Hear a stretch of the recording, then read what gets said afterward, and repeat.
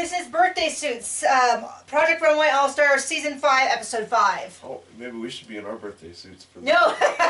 No! Okay. Okay, so I have to admit one thing, which is, it's Monday, it's not Thursday. We went to a tournament where I got 13th in the nation. Stop it. It is Monday? It is Monday.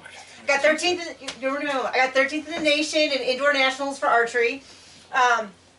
Because of this, though, we did not watch the show live. And I'm on a Facebook group called Blogging Project Runway. And so I've tried really hard to avoid all reactions. Even that being said, a few posts popped up on my Facebook page before I could hide them. I thought, I didn't like Sam's attitude, or can you believe this episode, or whatever. And so I was prepped that something went down this episode. And I was so concerned because the people came out nude. I thought, oh my gosh, what if someone made a completely hateful comment about someone's body? Which didn't happen. This is the Real People Challenge. So I thought, well, maybe someone made a comment about, I don't dress fatties, and then I have to hate them forever. Also didn't happen. The designers were respectful. No one complained about their models. I thought, well, maybe someone made an awful outfit about, well, people over size 0 shouldn't have nice clothes. Nothing like that. Nothing at all. Okay? So I'm really pissed, but I'm going to save it to the end, the end of the recap, to share my opinion on a couple of very nasty designers. They do the velvet bag. They get naked. They're naturalists. They want fashionable winter clothes. I will say I don't think it's fair when they do 5 men and 5 women on the challenge. I think it's apples and oranges. It's men and women. It's this is a show for designing women's clothes, and so I think it puts the people who design for the men at a real disadvantage. They get $250. Everyone seems to be fine. Okay, so we get through the whole challenge. Sam's kind of struggling. He made, I thought, a perfectly passable outfit, but I wouldn't really call it fashion. Do you think that's fair? Wasn't interesting. Wasn't terribly interesting. So we had Emily with the blue check outfit that, they kind of gave some people some pass on clothing that didn't really look like winter clothing, but it was a beautiful outfit by Emily. Then we had Mitchell at the top, who they really fawned over the jacket, like, oh, it's so amazing. I thought it was okay. I kind of feel like they put him up there a little bit. This is no shade at Mitchell. It was a good outfit, but I don't know if it was top 4 outfit. They had... This is the only episode that he's deserved to not go home in. Fair enough. He didn't glue crap to it. Keeney was there. He had a denim skirt and blouse. You felt it looked like a... If this was the challenge to make up school uniforms for girls, then it was totally appropriate and hit the mark. But other than that, it was nothing special. And since that wasn't the challenge, Dom had that pea coat, which I thought was okay. And the bottom were Valerie and Sam, who I'll get to in a second. My thing was, I don't see why they didn't, I felt like Ken should have been on the bottom. Now, it didn't to me speak androgynous, it spoke woman's clothes to me, and I didn't feel that, I didn't feel like it was that much different than Sam's outfit, except it was on a man. Do you know what I mean? Like, you know what I mean? It was a white poncho, like what we would buy in Mexico when we were kids, and everybody had those ponchos. Remember those with the little pockets? Yeah. That's what it was, white with a white skirt. I kind of also felt like the judges should at least have called him out to find out, is this what his model wanted?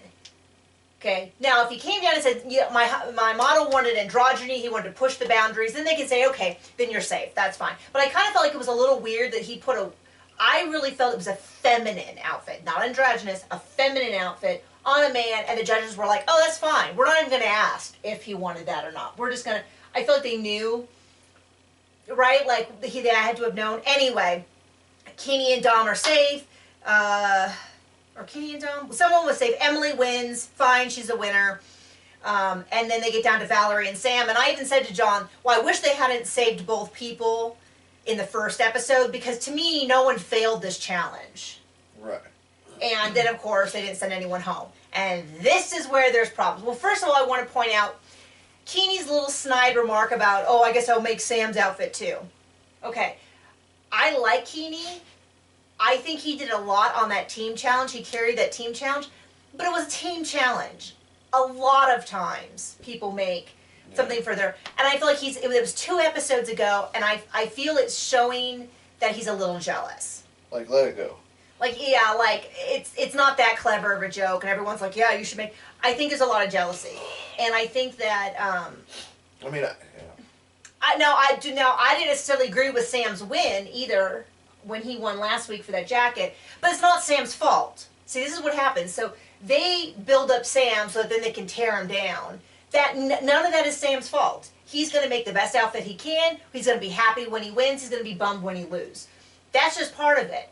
The producer's setting him up, and then his co-people kind of, I think, basically bullying him. Not the same kind of bullying that you would talk about with young kids, but in the Like, state I of get this... their anger that they're pissed that nobody went home again. Like, but like... Well, yeah. When he came in back in the room, I mean, all that anger was directed at him, and like, it made everybody look really crappy. Really crappy. Like, well, Stella was a good designer. Well, yeah, but Sam didn't vote Stella out and then vote himself in. The judges did both of those. It made everybody look like... I thought it looked really bad. Who won, Emily? Emily was real snide, Was it was not the side of her I wanted to see. Alexander was a real jerk about it, I'll say it that way. We know what's his name is going to be... Keeney, Mitchell.